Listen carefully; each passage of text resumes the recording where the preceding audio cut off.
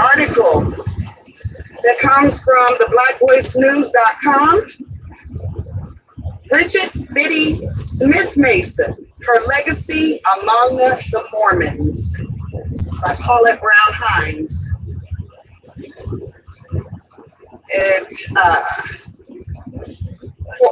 Yes. Is that Hines as in the same H-I-N-D-S. Is that the same last name as the judge from that other article? No, that was Hayes. That was Hayes. Hayes. Okay. Judge Hayes. So this is Hines. Okay. Hines.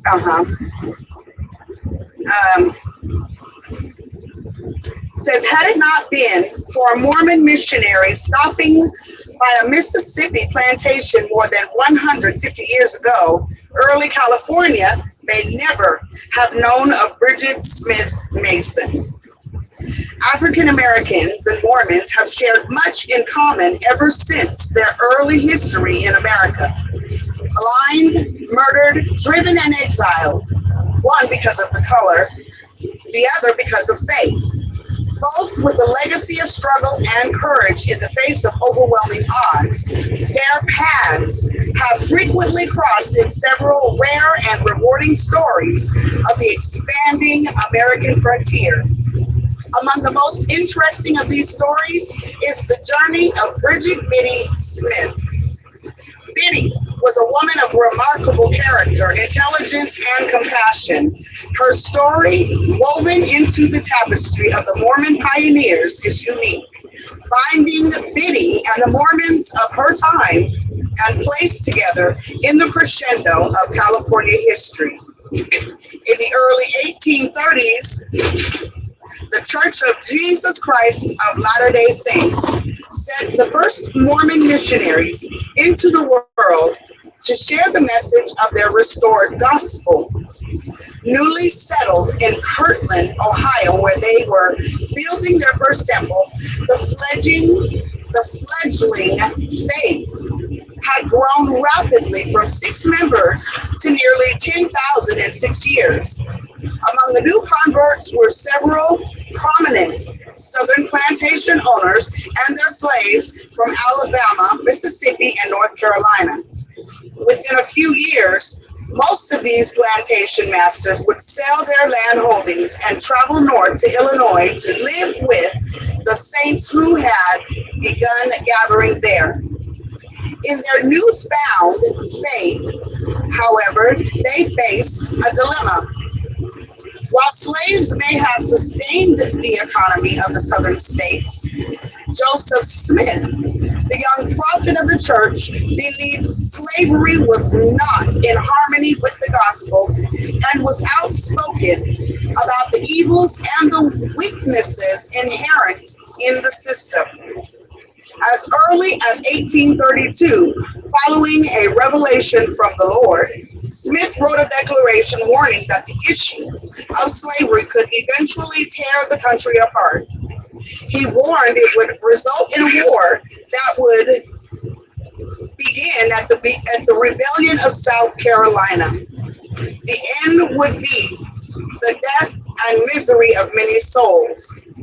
He also warned that the southern states, quote, would be divided against the northern states, and slaves would rise up against their masters, end quote.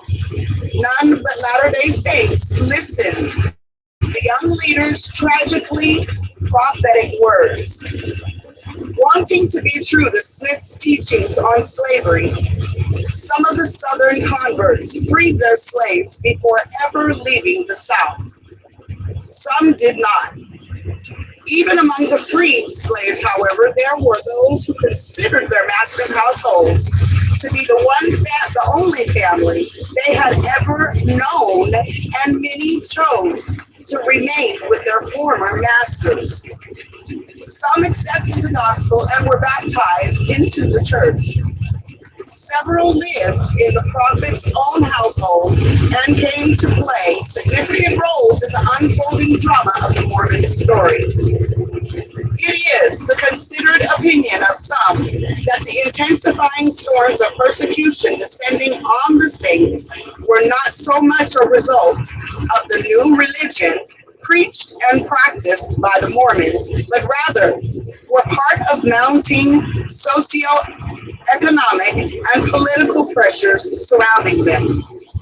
In addition to Smith's outspoken positions on slavery, in which he advocated that the U.S. sell government lands and with the proceeds buy the freedom of all slaves, there were the non-Mormon perceptions of political and economic upheaval being created by the Mormon settlements. Non-Mormons also feared the cordiality with which the Native American Indians accepted the Mormons into their midst.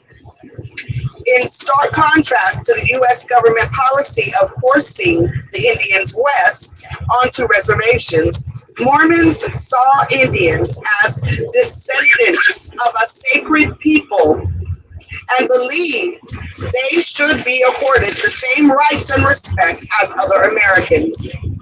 Storm clouds of dissension grew on the horizon. Missouri's governor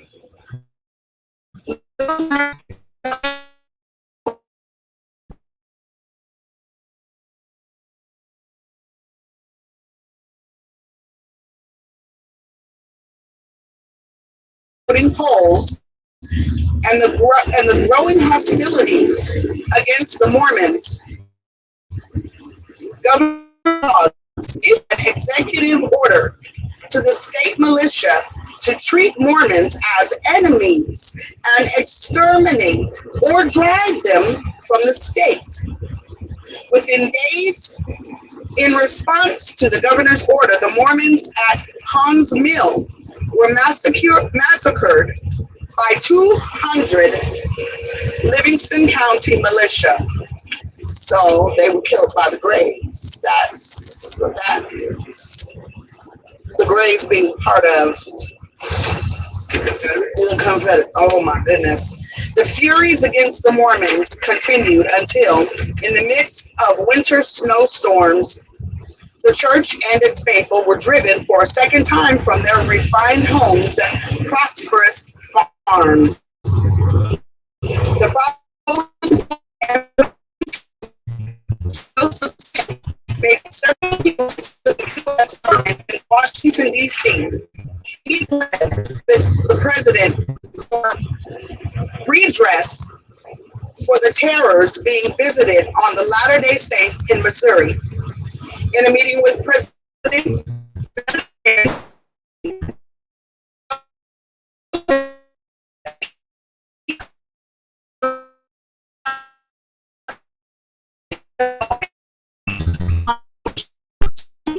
along the Mississippi, the Mormon outcasts built no beautiful. Quickly on the western frontier, and as the saints and the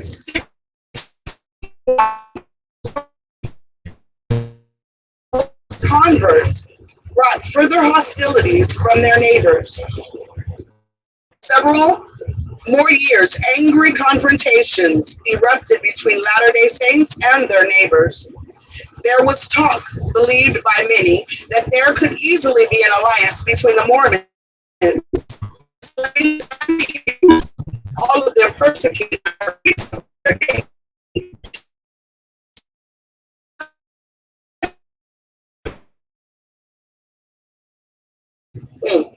As a mayor of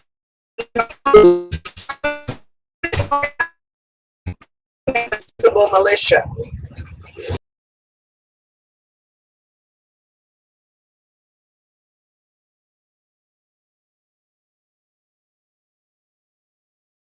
In the counties, and that their continued growth could tip the balance of power in the country. Coupled with Smith's impending bid for the U.S. presidency, the situation became politically charged. He was seen as a growing danger to the powers in Washington. In early 1844, a clandestine meeting at the state capitol in Springfield, Illinois, took place behind closed doors. States delegates sat down to discuss what was to be done about the upstart candidate. The seeds of Joseph's murder were sown in a shattering scenario filled with intrigue. Based on spurious allegations of treason against Joseph, Governor Ford of Illinois ordered the local sheriff at Carthage to arrest Smith. A writ was issued, and the Carthage conspiracy was set in motion.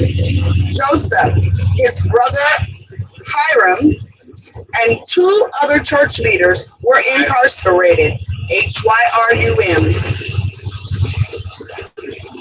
were incarcerated, quote, for their own protection, unquote. Despite his promise to escort Joseph back to Nauvoo to try to calm the fears of the Mormons, the governor departed Carthage without the prophet, leaving the prisoners under guard by a 7-man detachment of the Carthage Gray Militia. The Grays were bitter enemies of Joseph Smith and the Mormons. Like foxes set to guard the hen house, their rifles loaded with blanks, the Grays were ready to, quote-unquote, protect Joseph. He spent his last hours writing to his beloved wife Emma and singing melancholy hymns with his brother and friends. Just past 5 o'clock on a humid June afternoon, an angry mob gathered like gnats, swarming through the dusk at end of day. On June 27th, more than 200 men, faces darkened by soot and boot black, overran the jail, charging the staircase to the upper room. A deadly volley of shots erupted, and the young prophet was shot. He crashed through the window in another fusillade of gunfire, falling into the swirling mob below. Men dragged the body, propping it against a well. 4 riflemen stepped forward and sent more shots into Smith, his body flinching with impact of each bullet. Joseph lay murdered, his blood soaked into the ground, sealing, in the eyes of his followers, his martyrdom. The mood of his enemies, however, was only temporarily mollified. Within months, deepening divisions further stirred the fear and fury between the Mormons and their neighbors. The Mormons were forced to flee for their lives a third time, abandoning beautiful homes and thriving farms, while the men hastily loaded wagons. Many of the women quietly hung freshly ironed curtains and polished their brass doorknobs. They might be forced to leave their homes to enemies, but they would be immaculate, reflecting the loving care these Mormon women gave their Nauvoo homes.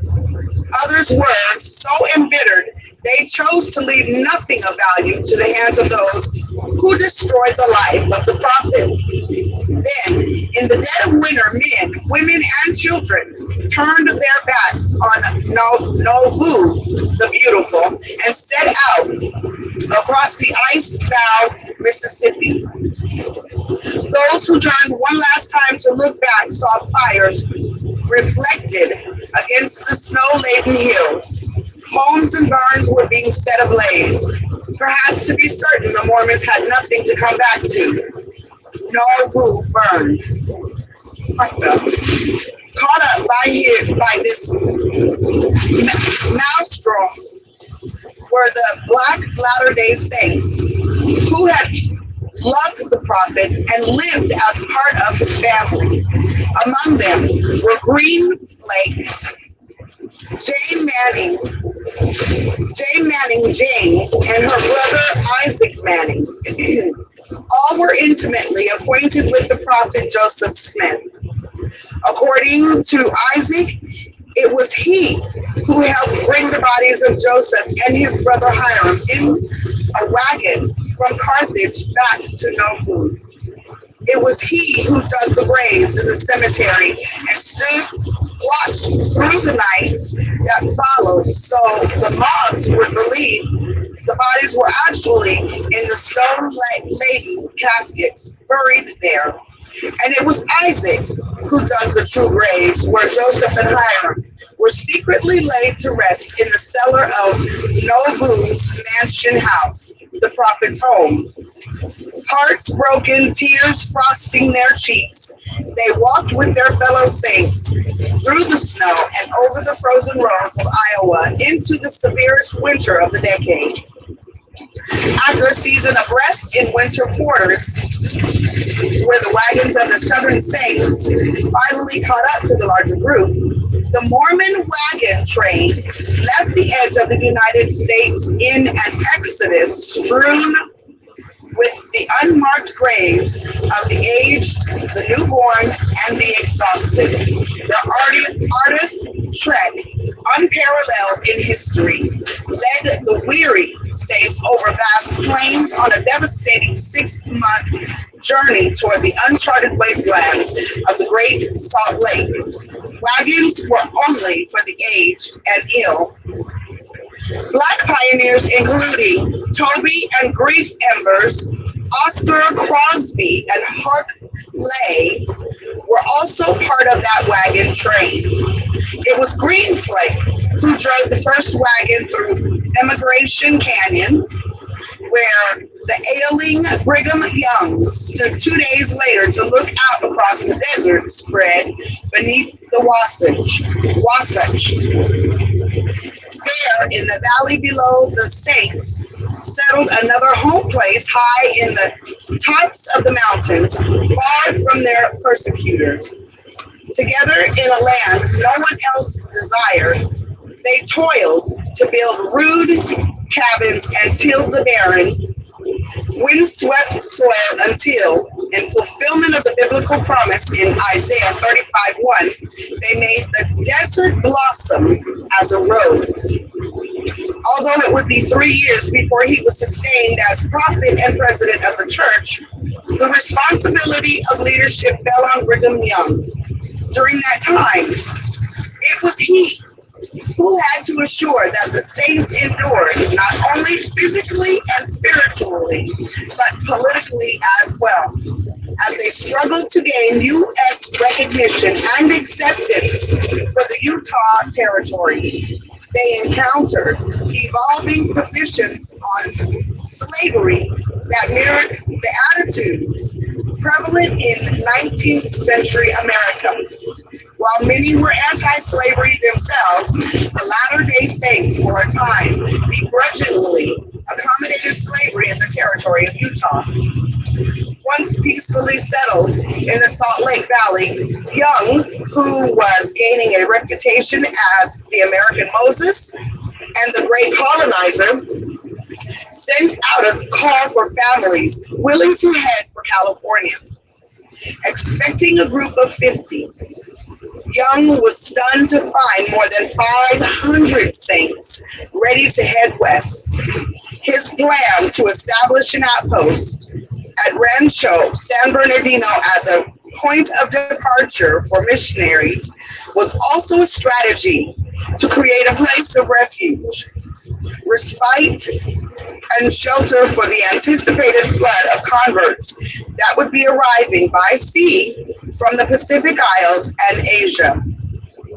Brigham also saw it as a way station for an inland mail route from the coast, and he envisioned the potential of an agricultural center where fruit and cotton could be grown and sent back to the Saints in the Salt Lake Valley.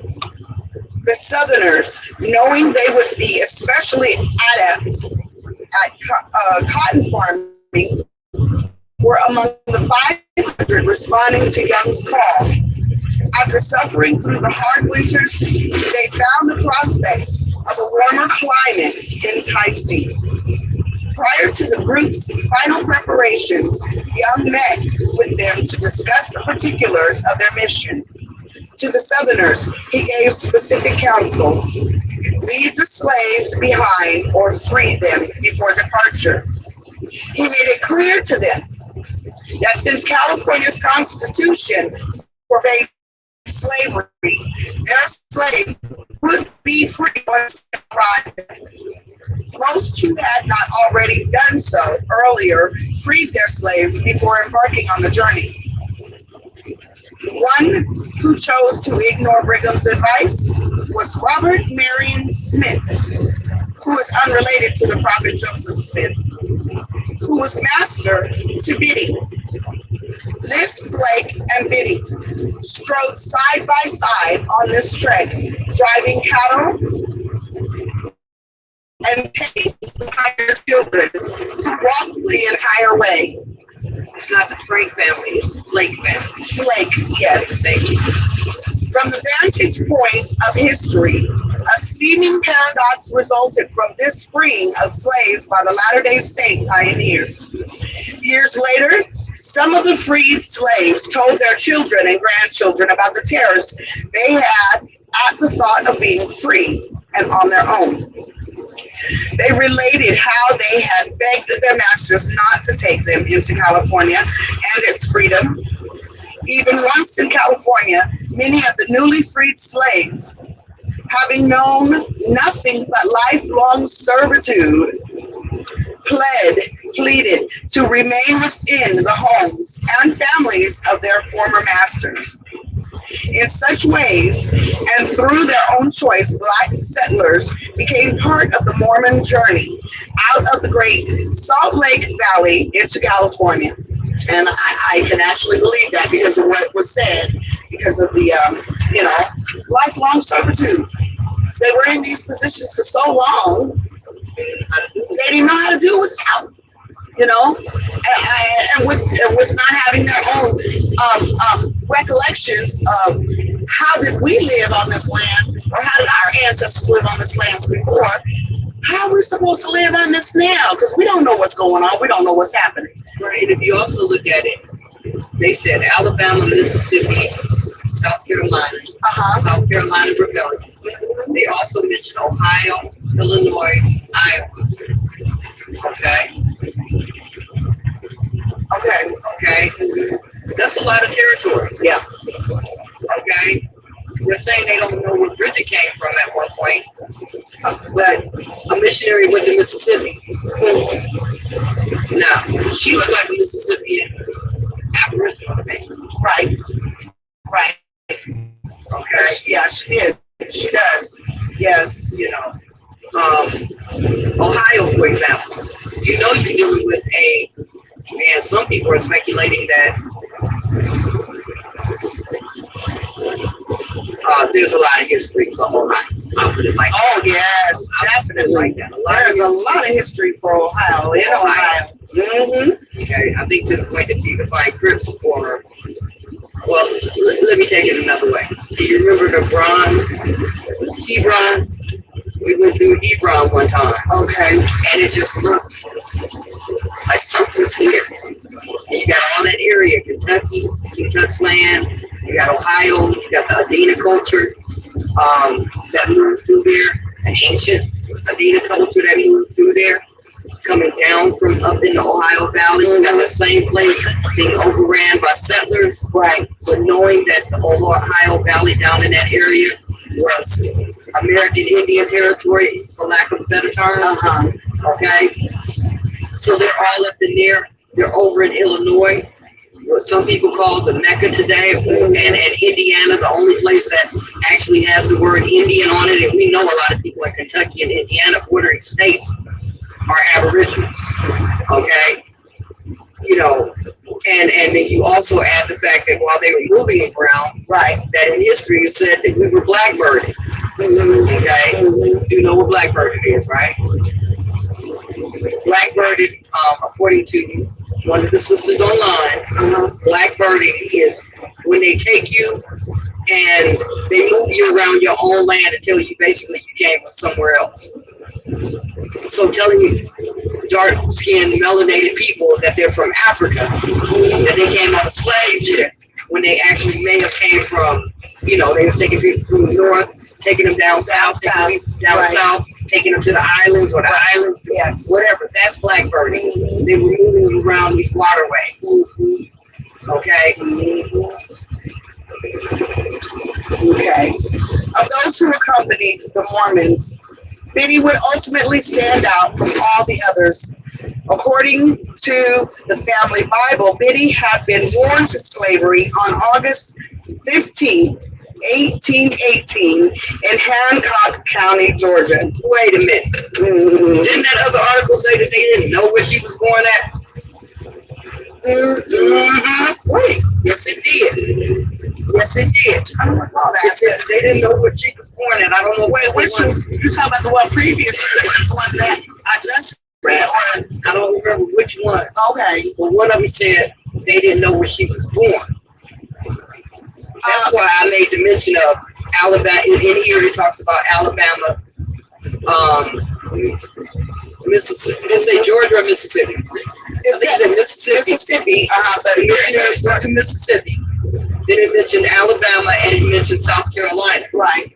Okay. But one of the articles before was saying they don't know where she was born at. And now you got a whole date for her and Georgia. Again, like I was saying before, it was because, you know, some of these people who were writing these articles, they just don't know and they speculate. But this is an article that is written and they had to have gotten this from Mormons. They keep those records.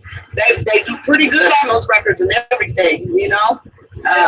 That's why when I heard that article where they're talking about, oh, she was born in slavery and she was a nurse and she did this and, you know, all this, didn't know she was out of slavery for 5 years. They kept it from her, all that shit. Right. And I said, they didn't mention the Mormons in that article.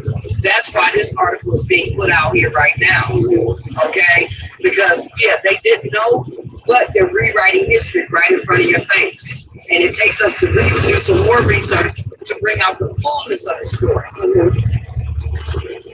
So, okay, I'm sorry.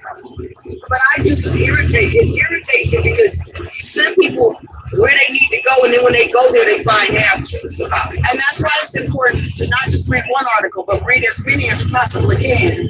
You know? Yeah, please come on, because the forum and the forum got to go out too. Okay. So, she was born in Hancock County, Georgia. She became, by all accounts, a woman of remarkable strength and courage, walking every step of the trails blazed by the Mormon pioneers from Mississippi to Nauvoo to the Salt Lake Valley, then to California. It was the practice in those days when a plantation family was baptized into any Christian faith that the slaves were also baptized.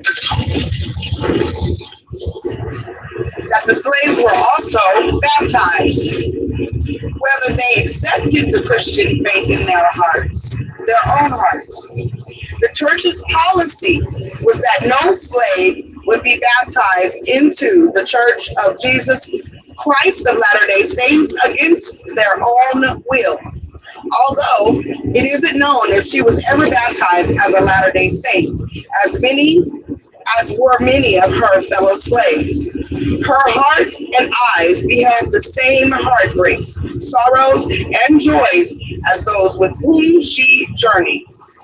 Biddy and her quote-unquote sister Hannah, or it isn't known if Hannah and Biddy were blood sisters, or if this was just a term of the bond of sisterhood they accorded one another, were highly esteemed midwives, beloved among the Mormon women whose babies they delivered under the harshest of conditions during the westward treks. Biddy had a gift of healing in her hands. Lore passed down through the ages, from African healers through descendants, was vouchsafed to Biddy over the years. Through their great skill with herbs and medicinals, she was immeasurably rich with invaluable knowledge. Once in California, Biddy and Hannah, with their children, remained part of the household of Robert Smith. In spite of the counsel and warning he had from Young, and against the advice of his fellow plantation owners who had freed their slaves before ever leaving Mississippi, Robert chose not to give Hannah, Biddy, or the others their freedom. There is a whisper of his thinking in the newspaper account published 5 years later. Robert Smith looked upon Hannah and her children with duality. For years he had been not only their master, but he also considered himself their patriarch and father. This peculiar reasoning ultimately led to his grievous sin of omission in acknowledging their freedom and contributed to his downfall in the eyes of the church. For 5 years in San Bernardino, the Robert Smith household continued intact. The vibrancy of freedom thrummed all around them and was likely a topic of family conversation between the two women day in and day out. On the one hand, their friends urged them to take their leave of Smith. On the other hand, Smith impressed upon them the fact that throughout their lives, he had been their sole protector and provider. He promised that he would always do so. They must have been left terrified over the uncertainty of their plight. Should they leave him? Where would they go? How would they live? Who would feed and shelter their tender children? What bond held Biddy, and especially Hannah and her children, to Robert Smith? Reports seem to indicate that Smith had prospered for a time within the San Bernardino colony, but soon found himself beset by mounting personal difficulties. The place of Hannah and her children in his household caused some concern in the circumspect Mormon community. Fellow church leaders strongly rebuked his behavior and attitude and his refusal to free his slaves, suggesting he remedy things. Smith rankled under the chastisement, becoming restive and uncomfortable in the church he had chosen to follow. As disenchantment and resentment consumed Smith, he began plotting with his overseer, Hart Cottrell, to leave for Texas, where he could keep his slaves and the wealth they represented. His thinking became at best contradictory and at worst muddled. Although he knew Texas had laws against importing free blacks, he must have believed that in Texas it might be possible to recoup some of his wealth by selling some of his slaves. He simply chose to ignore the niceties of both California and Texas law, each of which forbade what Smith wanted to do. But it was also specifically Robert's intent to keep Hannah and her children.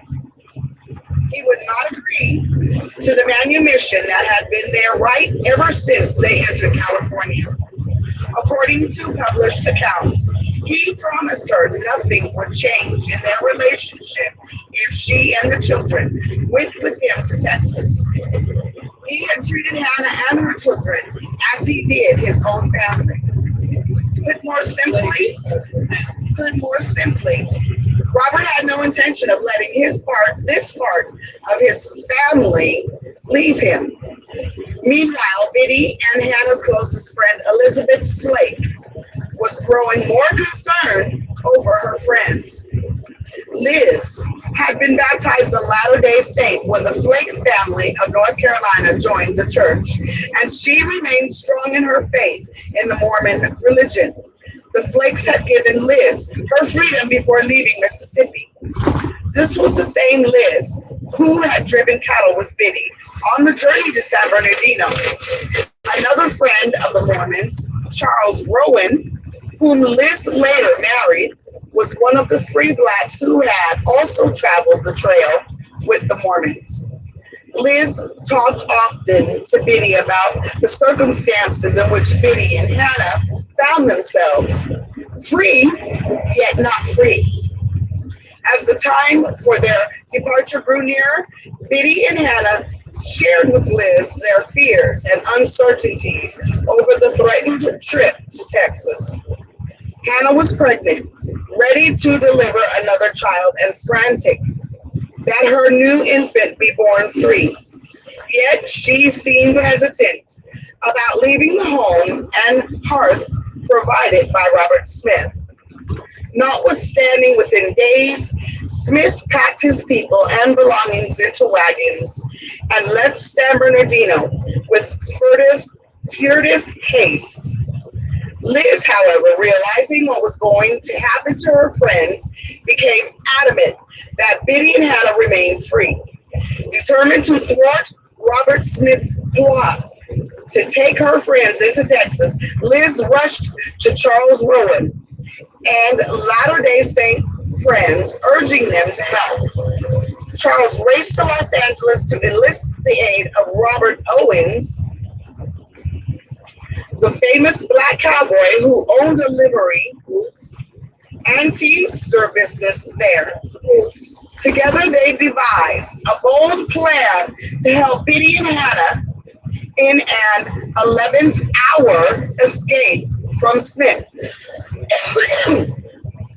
As Smith and Cottrell drove the loaded wagons inexorably over the rutted roads to the coastline, Biddy, the pregnant Hannah, and the children endured the rough ride in obedient silence.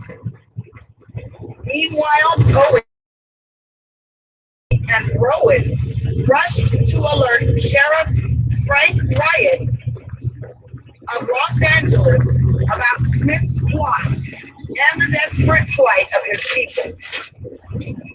They determined that Smith had headed into the Santa Monica Mountains, where he intended to camp, keeping Biddy and Hannah and the children hidden there to wait the arrival of the boat that would take them to Texas and lives of certain slavery. Meanwhile, Biddy and Hannah awaited the approaching birth of Hannah's baby. I think they were on the Colorado to Arkansas. I want to say to Colorado, it's got to go east and west. But so they were going through the Santa Monica Mountains to get to there, wherever it was. Santa Monica? So it was going, so the river must have, it had to been like east-west. Yeah, it had to be, because if you're going to Texas, I didn't know that the Arkansas went up into like New Mexico, right below Colorado. And of course, the Colorado River runs on, through Utah and everything. And I think when we go past Lake Havasu,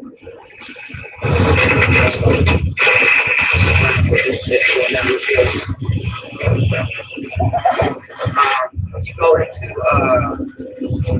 when we go over Lake Havasu,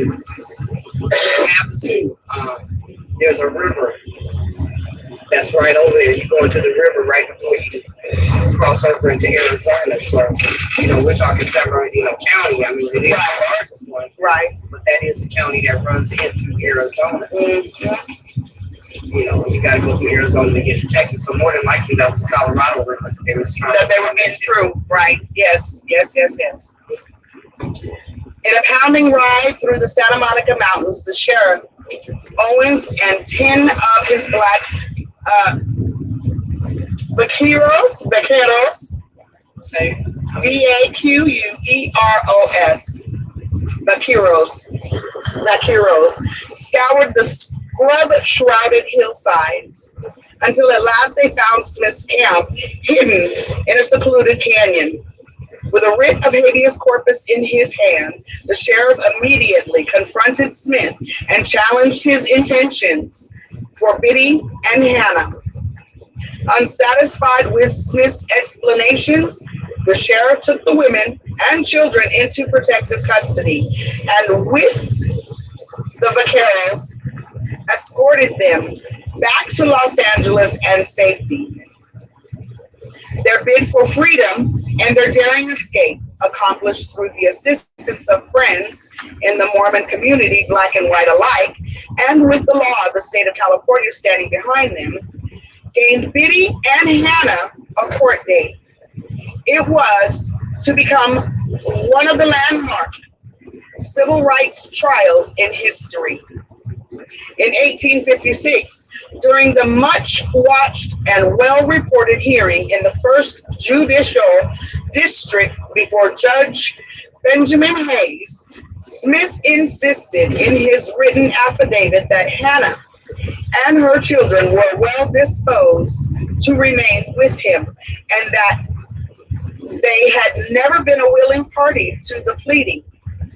The court made note of the fact that Hannah and her children were so fair as to be indistinguishable from the white race, a fact that may well have explained Hannah's hesitancy to speak up against Robert in court, as well as Smith's insistence that Hannah's children would be treated no differently than his own children. At one point during the hearings, Cottrell attempted to entice several of Hannah's children to leave the courthouse with him. Meantime, since women were not permitted to give testimony in open court, the judge questioned Biddy in his chambers about their desires for freedom. Let me say something. When you talk about that melanated people can't testify or Indians can't testify, in the book, it was dealing with Louisiana. They talked about in French territory, it wasn't the same case as in English territory. So when they say that blacks can't testify, blah, blah, blah, that's an English thing. That's not a French thing. Okay, because in that book that I was looking at, that was dealing with some mess that was going on down there, right?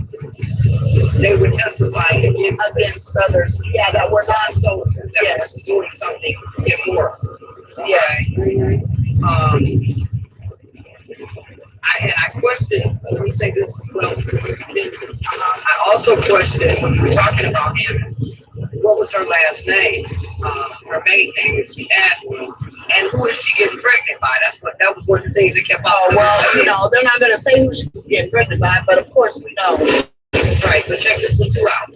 They also say Hannah and Biddy were close. They don't know if they were related, right? But now they're saying that Hannah was so fair-skinned. So maybe they were related, but let's say that Bridget might be on the dark side of the side. Okay, and Hannah might be a product of the lightening up of the race. Right. Okay. Right. Able to pass, being so fair-skinned, if you would, being able to pass, so to speak. So they could have been related up the line. Up over somewhere where, you really got to go back into Mississippi and Georgia, Alabama, and South Carolina to see what that connection was. Kind of like how Queen Charlotte's like light-skinned, right? With heavy hair. Okay. I wish I could remember that article that I did read about Biddy and Hannah, because I'm really thinking that it had, the beginning of where she came from in Georgia and who Hannah was to her. Because they said something about her not necessarily being, and I don't want to quote it because, but yeah, there was something in there about that. about their relationship. About their relationship, yes, and how close they were, and that more than likely they were really close. They were pretty much related, somewhere to where what you were just saying. You know, like we got a black side and a white side. They mentioned in Hannah's last name. Correct. Okay, but let's go a little bit further. Two more things, and then I'll let you get back to the reading. One is that when we looked at when I looked at Elizabeth Freeman, the one who basically she sued for her freedom, but over on the East Coast. Okay, that they talked about in an article with her. It's just a small article, but in an article with her, they were talking about how so-called white women and so-called black women. I don't like these terms, but they could often be in the same household, or they could be in the same like apartment, living together off-site. You know, right? What some people might call a slave quarter, what some people might call a guest house. Right. Okay. They could be living in the same place and working, whether they're working at the same location or they're working at different locations and just coming back home, but technically considered slaves. Right. Because one of the things when you look at Elizabeth Freeman, no D, Freeman, there was a law on the books basically that they were trying to circumvent over there. Okay, and one of those laws on the books over there was that if your mother was an Indian, okay, considered an Indian, okay, and she was free because they were free, okay, or even I think when it comes to the European being mixed or a European, whatever laws against that the children are supposed to be free, but the people apprenticeshiping them, okay, in their minority, meaning under the age of 18, right, they could keep them for so many years up until like governorship over them, right, and then they were supposed to be free. So with Elizabeth Freeman, they were trying to put her back in slavery, just like Robert Smith here is trying to keep Biddy and Hannah in slavery. Same thing. So that's one. The other thing that is noteworthy in here is if she's dealing with this on the West Coast, her status correction, freedom, going into a free territory, okay, going into a free territory and thereby becoming free. Why in the hell did what's his name? Dred Scott? Or a year later, the Dred Scott case, right? Yeah. A year later, the Dred Scott case says something different. But we don't talk about Bridget Biddy Mason, okay? We don't talk about her gaining her freedom. We talk about Dred Scott not getting his. Now, in the Dred Scott case, from what I saw, the little bit I saw, because somebody stole the whole case from me, okay?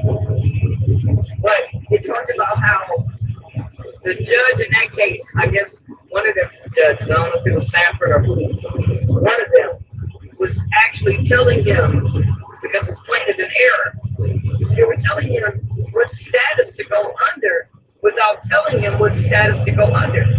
Give you an example. He's Scott, but he's calling himself a slave. Well, I'm pretty sure Bridget and them wasn't calling themselves really a slave if they came out of Georgia and Alabama and South Carolina, because those are our lands. Those are their ancestral lands. And as it's being proven right now, there was a lot of history back then about the original people. We're talking about 1850 right now. I think the beginning of the started talking about what, 1840? About that time, about 1840, 47, something like that. 45, 47. So if you look at 1836, that's when you have the ratification of the Treaty of Peace and Friendship. Look in the 1830s and you'll see a lot of maneuvering going on because they got to ratify that treaty, make a new treaty, so to speak. Right. Okay, with different people that's going to kind of sell people out, in my opinion. Okay, but it's we're definitely in a power position in that era before that treaty is ratified. They'll say, well, they ignored the whole damn treaty. Okay? You know, from the 1700s to the 1800s, what, 50 years or so? Okay, right. Okay. Okay. Hmm. Okay, so Bridget wasn't coming talking about as a slave master. No. Okay, but that's what Scott did. But Scott went into a free territory. Now, mind you, in this article it says the compromise in relationship to California. Well, hell, when you talk about Dred Scott, there was also the Missouri Compromise. Now, why did they rate differently? Why were they litigated differently? Why weren't they held to the same measure? Because she did this a year before Scott did. That's what I want to know. What it was. I got one more. I don't think it was as well known. I don't think it was put out there as much. I don't think that it was even said or spoken of even at that time. Well, let's take it out. These are Mormons, right? So I told you we got to look at the Urim and the Thummim, right? Thummim. The Urim and the Thummim. Got to look at that, okay? But, because that comes out of New York. Joseph and them are saying they found that in New York. It was sold to them, or they dug it up, or they had to return it, or somebody gave it to them, or whatever the case is. The Urim and the Thummim. So we're talking about religion. So here we got the Seventh-day Adventists, or the, what they call it, something of Latter-day Saints. The Saints of, yes. Okay. Mormons of Latter-day Saints. Mormons of Latter-day Saints. Okay. So we're talking about a religion. Does that have anything to do with the schism that we were talking about before? Does that have anything, and it's rhetorical, okay, but does that also have anything to do with the Puritans? Does it have anything to do with the Quakers? Yes, I do believe so, because the Mormons were like the newly reestablished thing, the religion and so forth. The Quakers and all of them, they had theirs, they had their slaves and so forth and so forth. But the Mormons, they were the reestablished Quakers. And that was when, like it was stated, Joseph, he really didn't, he felt like, okay, we're going against everything that we are actually trying to establish. And the slavery thing, no, it can't work for us anymore. Well, let's throw it another way. Remember the whole thing about slavery from the 1700s, if you would. Okay, let me go further. Going before the 1700s into the 1700s and the creation of the country, the people that supposedly came over here was coming over here for religious freedom. For religious freedom, exactly. So a Joseph Smith type character, okay, who says, hey, no slavery. You got a whole different group of people talking about it. They said to put y'all in slavery and to honor your masters and this, that, and the other, and all this shit in the Bible. So slavery is justified. This is a whole different group that people aren't paying attention to. Right. Okay? I want to recognize that denomination, if you would. Okay?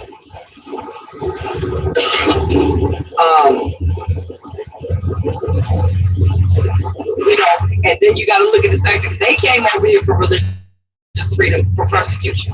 Right. Okay? Yes.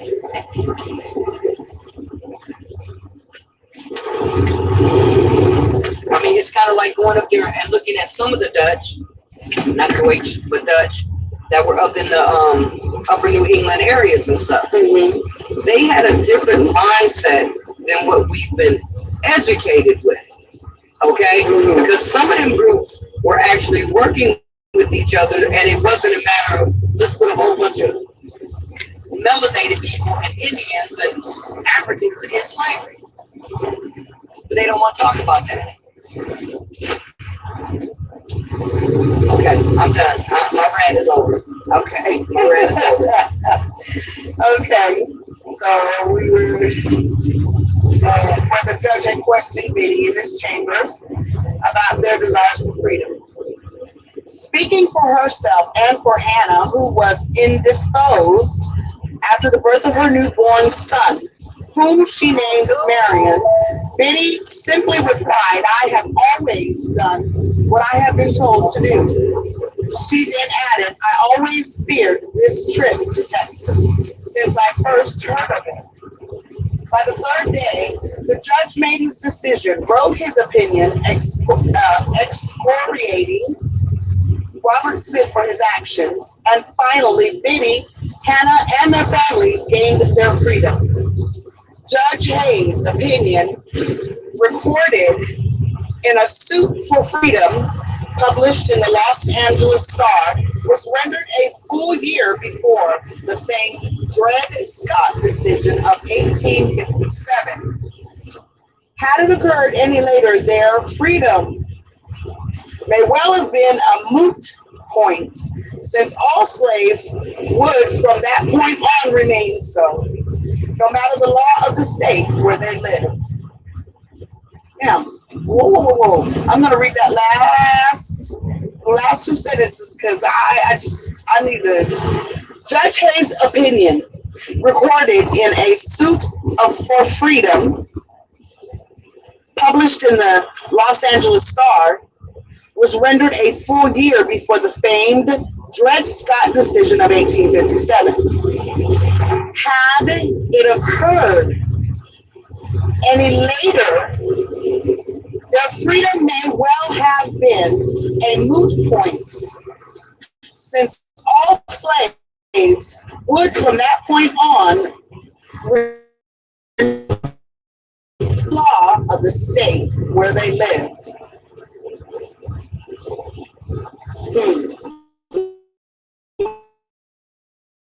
That's a word I am unfamiliar with, but it sounds like to me that it would not have mattered. Right, it wouldn't have been law. What they were trying to get, been able to be obtained. Because a year later, the Dred Scott case would have made it null and void to get any other. Yeah, it would have been outstanding, basically, because the president. So basically, what's being said here is that if they had waited after the Dred Scott case, if it had happened after the Dred Scott case, they would have had to go back.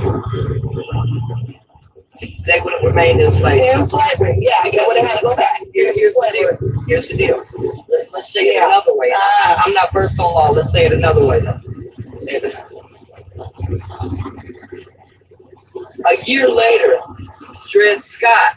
Come on out, dude. Dred Scott would have set the precedent. Right. But here's the point. Dred Scott didn't set the precedent. So if Dred Scott didn't set the precedent,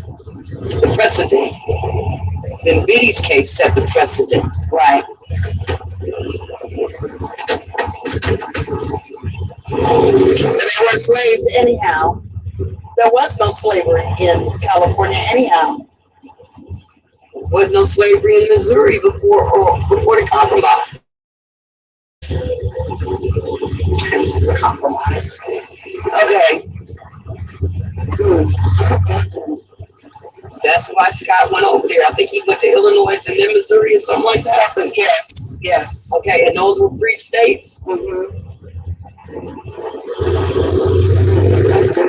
Okay. So, by the time the Los Angeles trial ended, Smith had fled California into Texas with his wife Rebecca and their children, and into obscurity. A few weeks later, he was excommunicated in absentia from the Church of Jesus Christ of Latter-day Saints for his Christian-like conduct. Hannah went on to marry Toby Embers, another black pioneer, and gained renown far and wide for her daring midnight horseback rides to deliver babies in the colony. Yeah. Okay. Yeah. Did you know that San Bernardino had a colony? Before that? Oh, yes, I did. I never put colony with San Bernardino until today. Until today? Oh, yeah, I did. But what did you say? You said something. I wanted to pick up on that before you get too far away. Read your last sentence again. Hannah went on to marry Toby Embers, another black pioneer, and gained renown far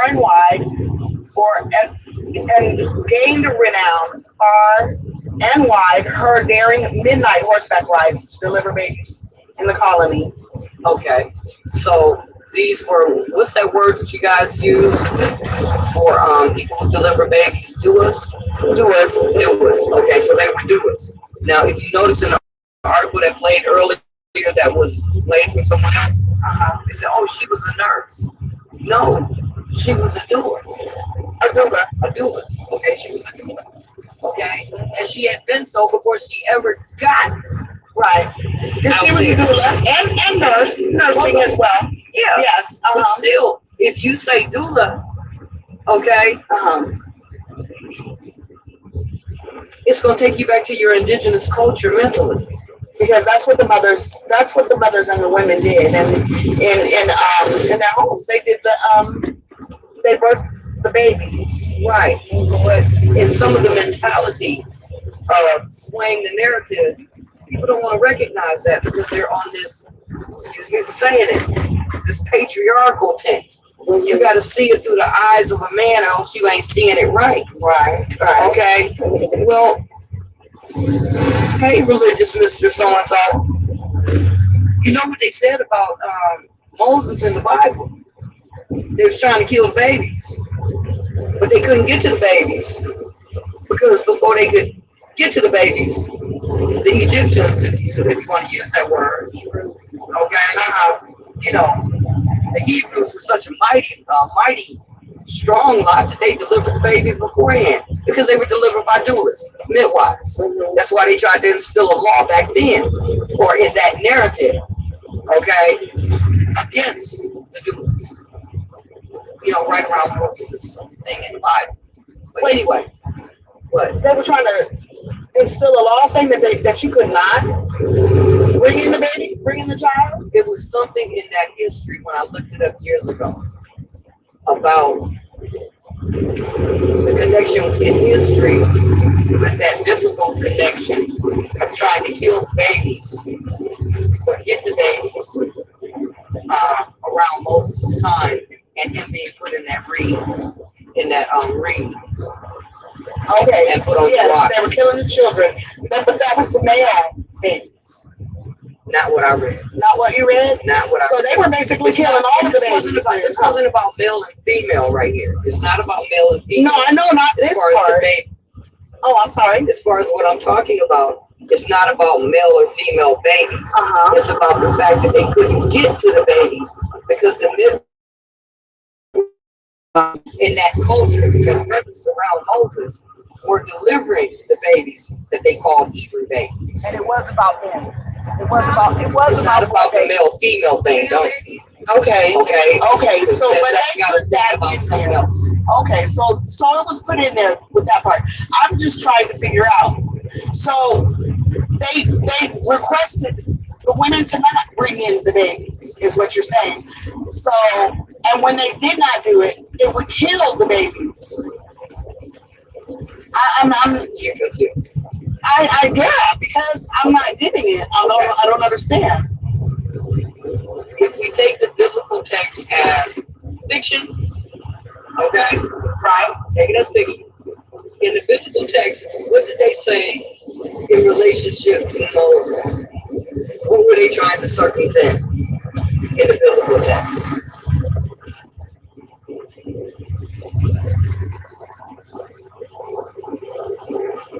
Why was Moses put in a tree and put on the river? They were looking for a particular child, weren't they?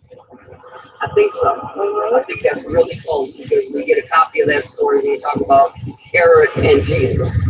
Okay?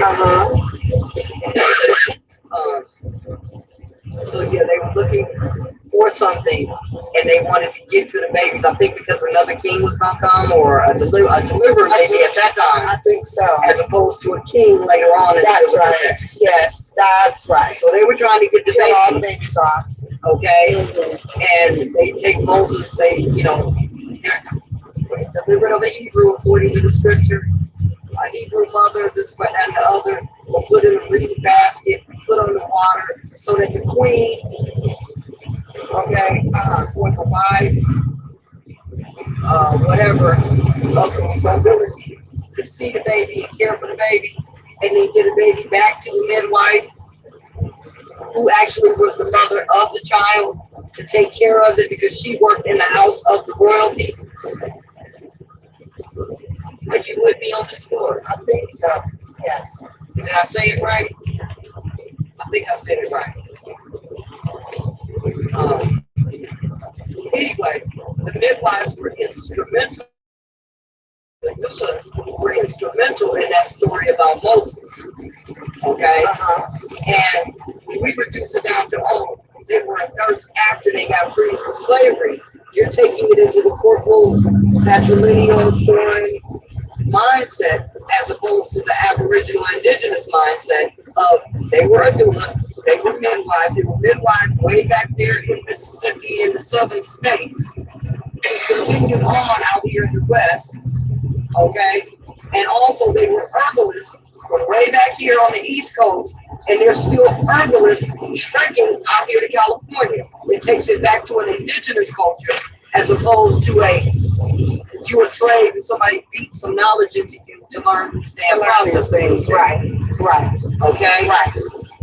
So it also subtly you can see this part where they start to talk about, oh, your mother sold you back into slavery because they signed the birth certificate, which is also a foreshadowing of the Moses story. Okay, drawn out of the water. They're trying to get them, it becomes her baby, but she gives it to somebody else to take care of. Hence the ward of the state that all the children now, because of the birth certificate, are wards of the state, amnesty law, and all that live birth and birthing, and all that. I think I see what you're saying. Right. Yeah. And so all of that is there. So when he says, even when he says in here earlier that he tried to entice the children, right, to come with it. Like, you don't entice somebody else's children. Okay? If they're not your children, that's kidnapping. Okay? But you're enticing the children. It's a little bit of the same thing. But anyway, I went too far into that. I'm pretty sure you can understand it. Yeah. You can understand what I'm trying to say. I see what you're saying. Yeah, how can you entice him? But remember, he's already thinking, these are mine anyway because I own them. Right. I get that. But if you don't know them, what? That your children, like I said, with the daddy. Right, with the daddy. Right. What I wanted to say is one more thing that goes in there. Oh, but this is the narrative again that you got Joseph Smith saying, hey, slavery's wrong under the Mormons. Right. You got Robert Smith saying, I'm gonna do what the fuck I want to do. Right. Okay, I want to be slaves, right?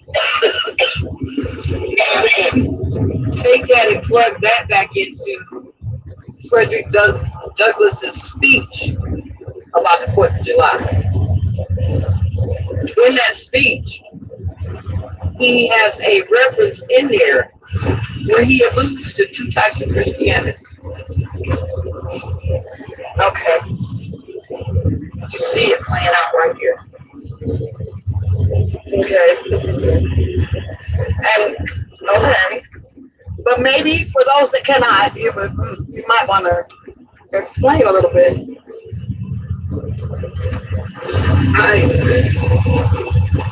It's kind of hard for me because one, I was raised with Christianity, and I was also raised in an indoctrination, and it takes time to unravel these things. Unravel it and okay, piece it correct. Yeah, because I mean, when you think about it, you got all types of denominations of Christians. Okay, right. You got Islam and Christianity having ties together because they're part of the Judeo-Christian religion. You got the Israelites out here, on one tip, and they up on their history, but some shit. Right.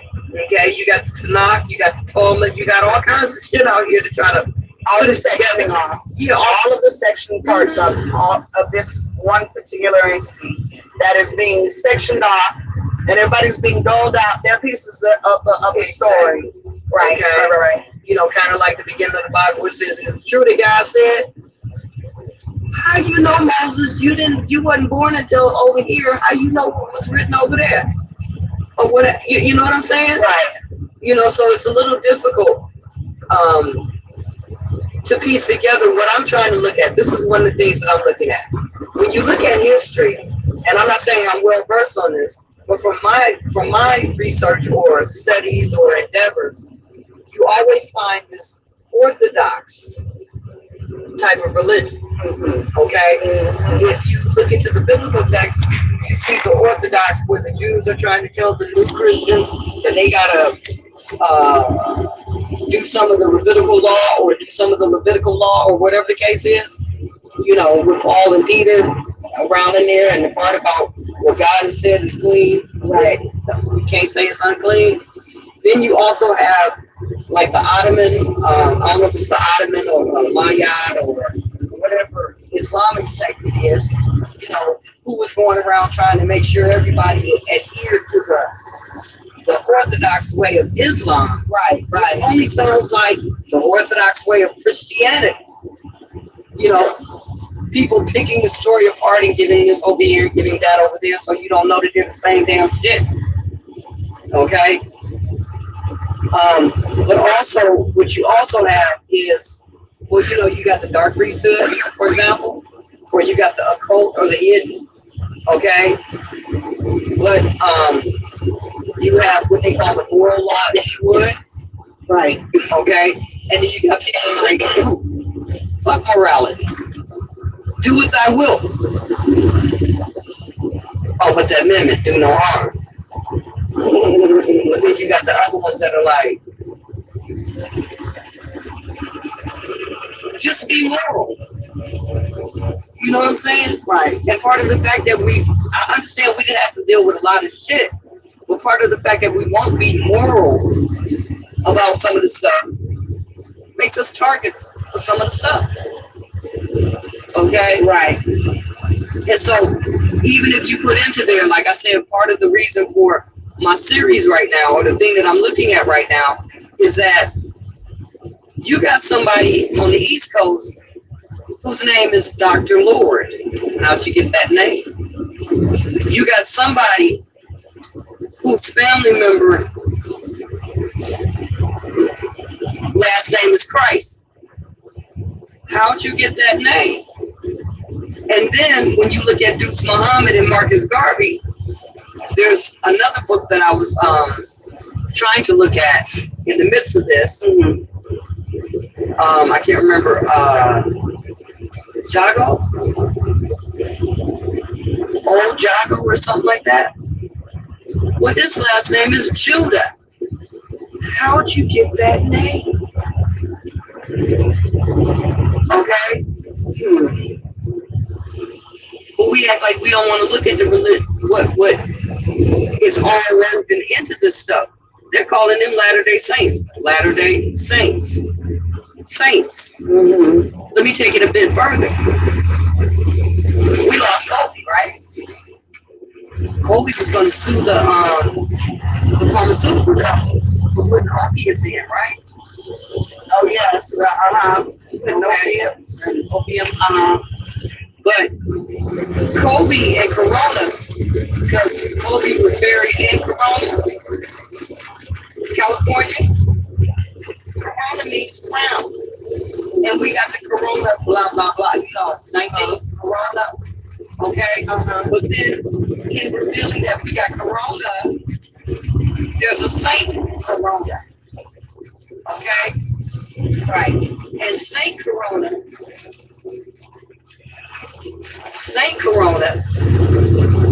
had a counterpart. And the counterpart that dealt with Saint Corona, like, you know, Saint Mary and Saint, you know, some of these people, then what do you call it when they saint? When they give them sainthood, they've been sanctified. It's told us in the church. We're just trying to be saved, sanctified, filled with the Holy Ghost, but we wasn't no saints. Okay? Something that they call it, I can't remember what it was, but when they instill them as saints, okay, martyrs or whatever the case is, good people, whatever the case is, just somebody you like? I don't know. I don't even know how they become saints.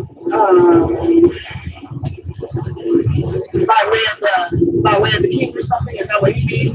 It's a word that they use. Yes, because I see it. You know, like you receive knighthood. Yes. You receive saintship, something like that. And so, anyway, there was a saint, I believe, down in South America somewhere that was called Saint Corona.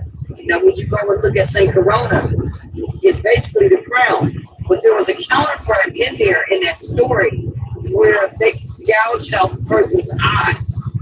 Now, I thought that was very ironic with that story that they gouged out the person's eyes, because when you go back and you look at Samson and Delilah, it almost seems like the same story about Saint Corona and his counterpart, because they gouged out their eyes. And if you remember, Samson's eyes got gouged out, and he could only feel from the pillars before he knocked down this Roman house, or this house that had pillars and a flintstone roof.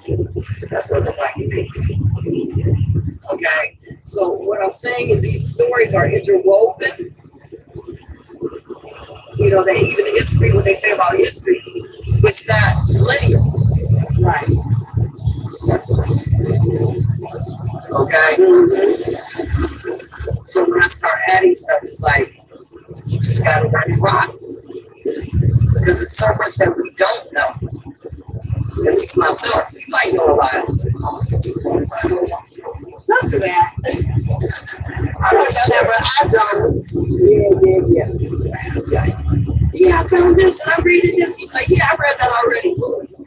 That's why I just anyway, so to continue the story.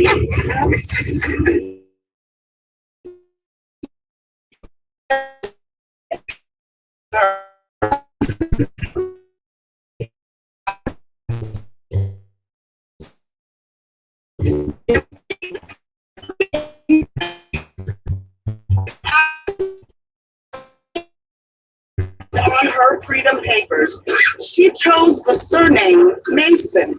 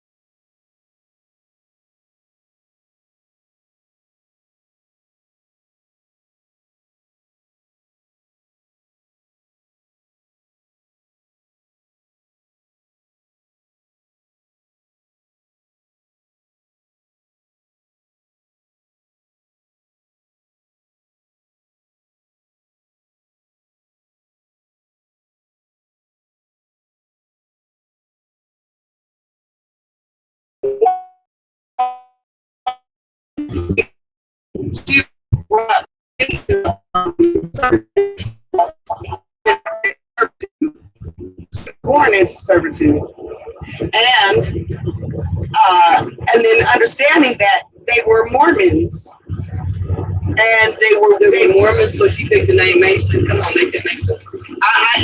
I'm trying, but you're gonna have the person that she named herself after is a Mormon. He led the Mormon wagon train to the Great Salt Lake Valley. Okay. And hence the reason why she decided to use the name Mason. I mean, this is what she knows. This is who she knows. Now, what was his name again? Amasa Mason Lyman. Okay, so let me pull this out of there. Okay, and I got you take away nothing you said. But notice how Mason is his middle name, and that was one of the ways that we kind of distinguish ourselves as Aborigines. We would use the middle name. Catch that. Right. She could have used limon, couldn't she?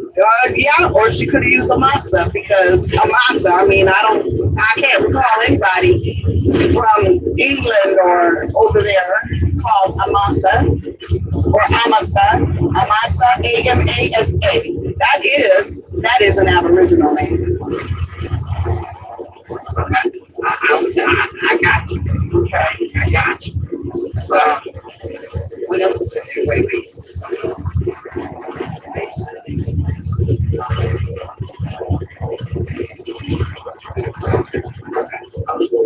And so it says she was from that time onward called Biddy Mason.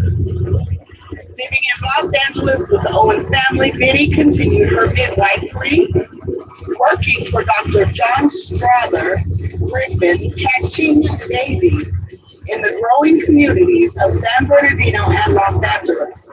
Invited into the meanest hovels and the grandest Victorian homes alike, Biddy delivered newborns into the arms of the poorest and the wealthiest of mothers, diligently saving whatever she could of the money she earned. Her savings grew over a period of 10 years to the grand sum of $250. Then, following the counsel of both Dr. Griffin and her friend Bob Owens to invest in land, Biddy purchased several lots beyond the edges of Los Angeles, near today's Spring Street and Broadway.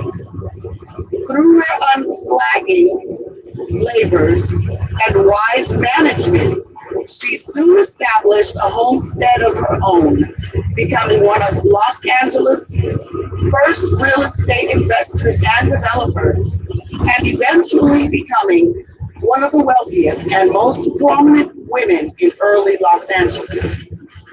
Biddy's homestead became a gathering place where she nurtured her family and contributed to her community. She taught her children the virtues of generosity and Christ-like love, the principle that giving to others always brings back more than has gone out. Her own life preached her sermons to them. Her donations sustained education programs, and she established schools where the poorest and most needy children could be taught. According to one of her biographers, Biddy arranged to purchase the freedom of a score of Black children. After a deluge of flood waters in the 1880s, Biddy went to a local bursar and set up open accounts where those displaced from their homes and livelihoods could obtain food and necessities. Biddy quietly paid all bills. Those helped through Biddy's generosity were people of all races, Black, white, and brown. To Biddy, there were no differences.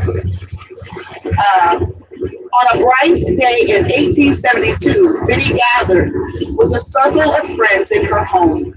They had learned after their emancipation that the centerpiece of their newfound freedom was their right and ability to found schools, societies, and above all, churches. That day, Biddy and her friends organized the Los Angeles branch of the First African Methodist Episcopal Church. She donated the land on which the church was built, paid the taxes each year, and assured that the minister's salary was met regularly so he could tend the new flock.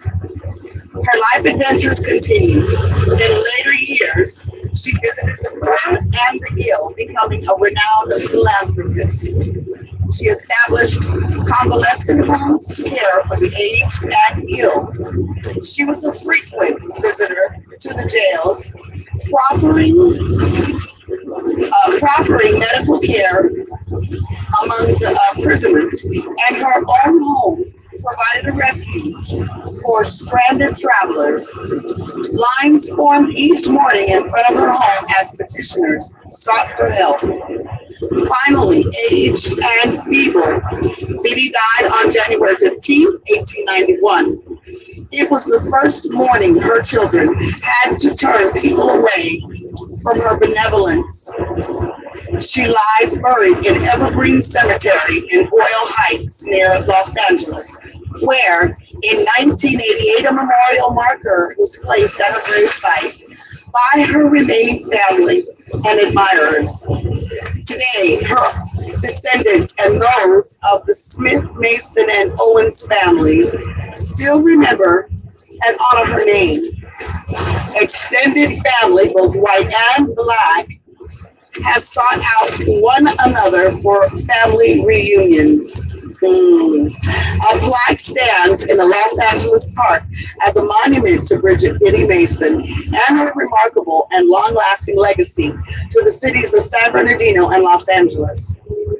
Through her lifetime, Biddy gained hard-earned wisdom and hard-earned wealth, through which she had significant influence and impact on the lives of her fellow men and women. Hers is a legacy to honor for the heritage she brought with her, and for the heritage she left those who followed after her. And yet, had it not been for a Mormon missionary stopping by a Mississippi plantation more than 150 years ago, California may never have known the devotion and legacy of Bridget Smith Mason, the beloved Biddy.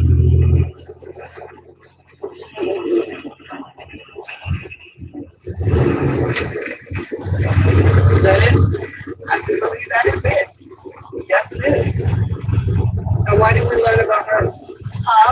Why didn't we learn about her? We didn't learn about her, but when they said about 1988, the memorial that was, I remember them putting that was in the news, that there was going to be a memorial service that was given, and they were, putting up the new memorial stands for her.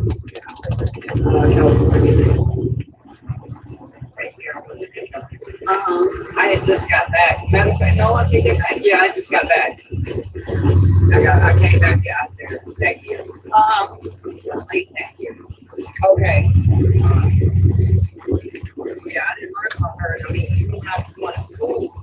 Everyone, you learned about the damn Christians. Okay. Y'all do what y'all gotta do.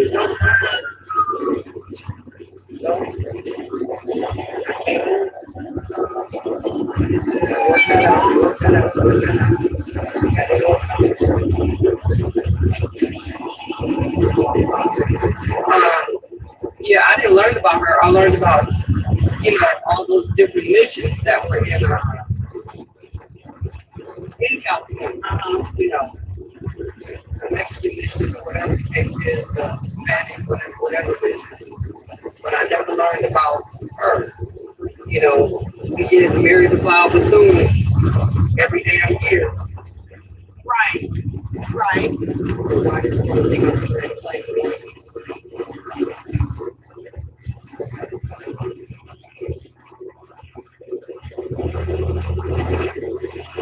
That's what I was saying also. She's only mentioned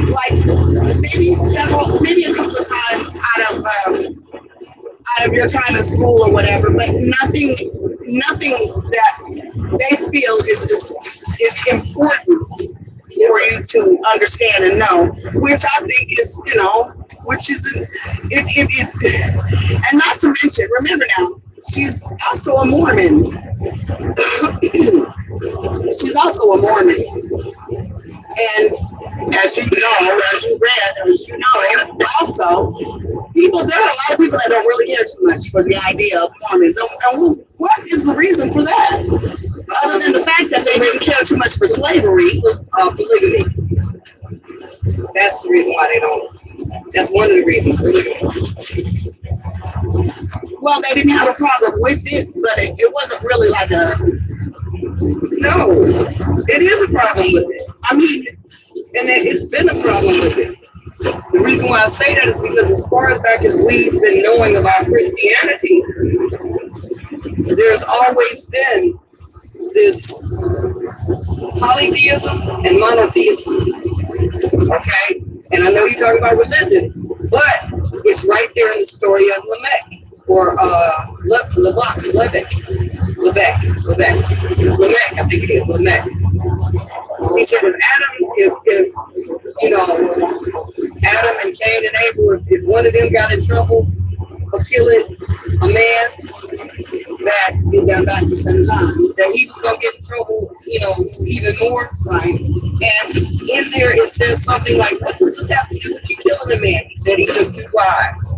So right there in Genesis is talking about polygamy. And so there's always been, there's always been a problem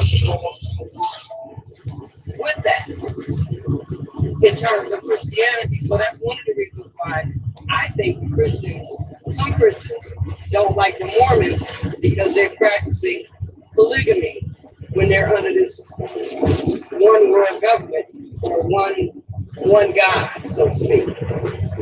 You know what I'm saying? I hear what you're saying. I'm still trying to figure out, the whole point I'm trying to understand it. If a man takes 2 wives, it brings what? I don't know what it brings. Okay. Personally, I didn't write the Bible, so I don't know what it brings. Okay. Because I was raised with one man, one woman, marriage, Right. That kind of thing. Right. Okay. I get that. Yes. So when you look at the Bible, it's like you're talking about, Lamech is talking about he killed a man. But at the same time, in the same sentence, he's talking about, or the same text, they want to make it important to you to know that he took 2 wives. The man that was killed. Come on, y'all. Oh my God. Yes, they are. Okay. To let them know that he took 2 wives. Why? Because that's a reference. Like, remember when we used to hear about certain things being shadows and foreshadowings of things, like the flood was what did they call it? A foreshadowing of the baptism, and the crossing of the Red Sea was a type of baptism. Remember that in church? Okay. Yes. I have to something to that, but I'm not quite sure how they. I don't really remember. But I get what you're saying. Yes. In the church of Alphasia, they talk about a foreshadowing. They talk about the foreshadowing, how a lot of things in the Old Testament or in the New Testament that we see isn't something new. It's a foreshadowing of something that happened in the Old Testament. Okay? For example, when they talk about Moses holding up a snake on the pole, Yes. is a foreshadowing of Jesus being held up on the cross. Yes. Okay, so the baptisms, repentance, water baptism that John gave, the flood story, the crossing of the Red Sea, Elijah splitting Jordan, and Moses hitting the rock with the baptism, with the water, is all the foreshadowing of the baptism in the New Testament. Okay? Right. So here's a foreshadowing as well when you talk about Lamech had 2 wives. Because they tell you that you're supposed to have one. Okay. Because they're pushing monotheism. They don't want you to look at polytheism. But yet, think about this scripture here. In the Old Testament, they told you that a man was going to take, that 7 women was going to lay hold to 1 man. If you really think about that, that's polytheism. I'm sorry. Polyandry or polygamy. Okay? And when they talk about that scripture, at least from the times that I've heard them talk about that scripture, it was always looked at as negative. That the times are going to get so bad that 7 women are going to cleave to one man. Like that one man was going to be all in all with 7 women. Right. And they made it sound negative. Okay? Why? Because a lot of our indigenous cultures had polygamy. Unfortunate part is that in today's terms, as things have progressed to now, okay, you got people who espouse polyandry, polygamy, but they can't take care of their women. Right, exactly. Or you got those who espouse this, and then they bring in diseases and things and stuff. right? Or like, you know, nature doing its bullshit. Or even the black times just keep doing their bullshit. Okay? You know, or you got people who want to practice polygamy and people who remain nameless at this particular time. Who want to practice polygamy, but don't tell the woman that they with that that's what they want to do to get their approval. Or rather than let the woman be a part of what's going to be entered into in terms of her family and her nation. They bring enough woman in to say, oh, I already slept with it. We got a baby. Okay? You know, just different ways that shit is done. You know, even the whole, excuse my language, not for kids, but for kids' ears. Ain't nothing better than what's the term? The only thing better than good pussy is good pussy. Something like that. Okay, so we're supposed to adopt this attitude of a man can be polygamous, but a woman has to be monogamous.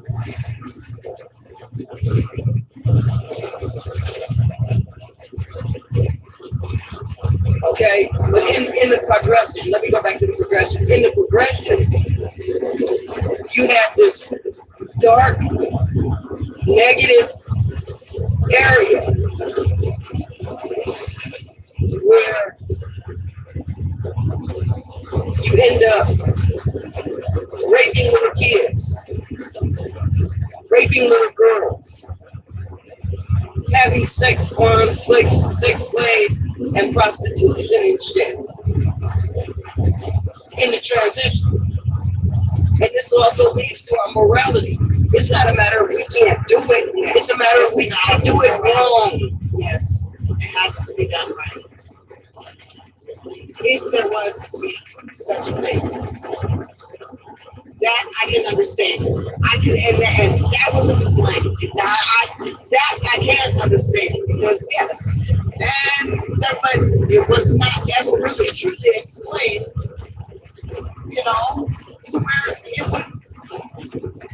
people get it, to where it would make sense, to where they can take it close to them to see and understand why is it not right, why is it this way, why is it that way. But again, for all of those things that you said, you know, and yes, that was Explain that.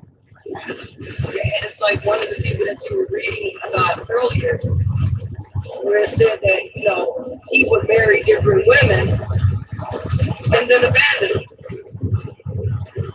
Remember when you read that? In this story? It was either in that story or what you read before. I think it was in that story, but it might have been the one you read before. Well, I think it might have been, shit. Was it Anna? One that was with Anna? where Robert Smith. No, you didn't read it. I got it. It's coming back to you. One of the people that was presented on Supreme's post about the Heart of They Craft, one of them women like Mary Fields, Bridget, Biddy Mason, and the others that were presented in there, one of them in that article, they said that, you know, she went out, the woman that that played Tucky. The woman that played Tucky. She it says in the real story of Tucky that she went into the military, and they didn't want her. They wouldn't allow her to be in the military because she was a woman. So she dressed up as a man, Regina. And whoever played Regina played, yes. She dressed up as a man, went into the military. Basically, when she got found out, she went out to the flames, out to Pueblo, and she married a man and was with a man who basically ran off with her horses. He married her and then tried to steal her horses. Okay?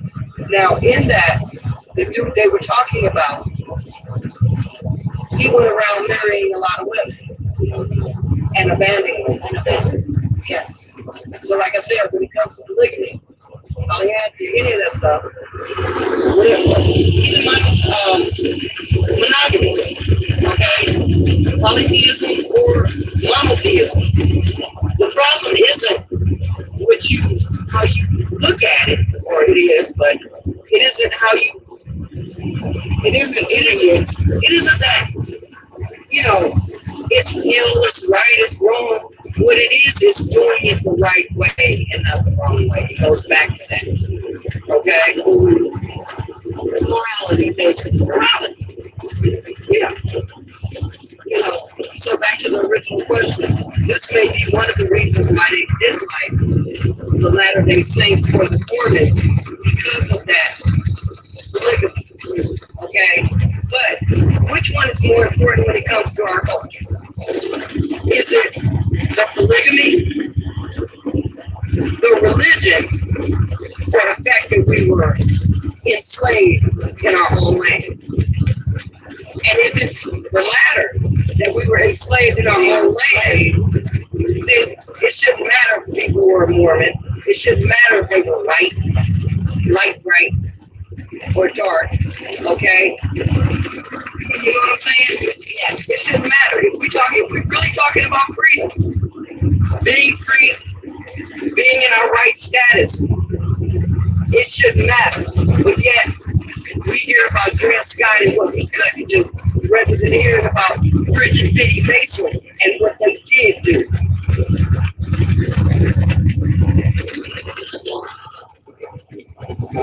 So, what you want to add?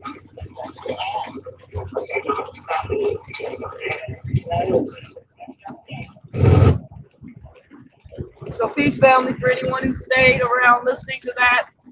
We know we had a lot of background noise when it came to that because we were going down the road at the time working.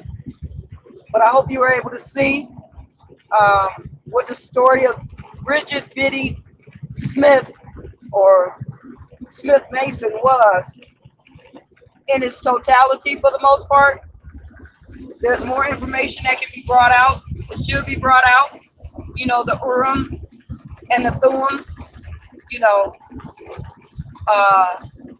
what was it? The Urim means something like, we'll deal with that later on. I ain't even going to talk about that. We'll catch back up on that. But I hope y'all enjoyed this reading right here. That was Fontrice doing reading with your girl Najwell over here. So we hope you found something in there that you could use. We ain't done yet, but we had to go stop by Bridget, Biddy Mason before people try to run away and not get it. So peace, family. Battery's going low. I got to get out of here. Peace. Trees, plug this up and in that line. The what? I guess see the screen.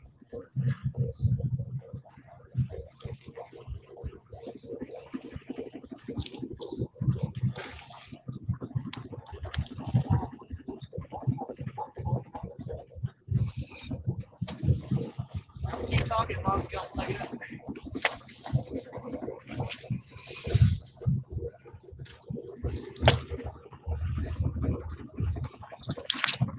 Grab the seat.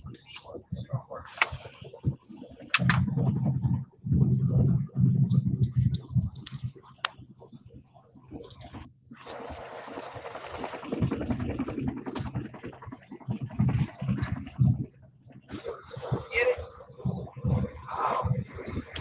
I got it.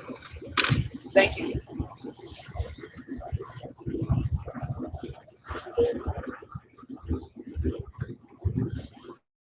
Wow. It's possibly still recording. There you go. Okay.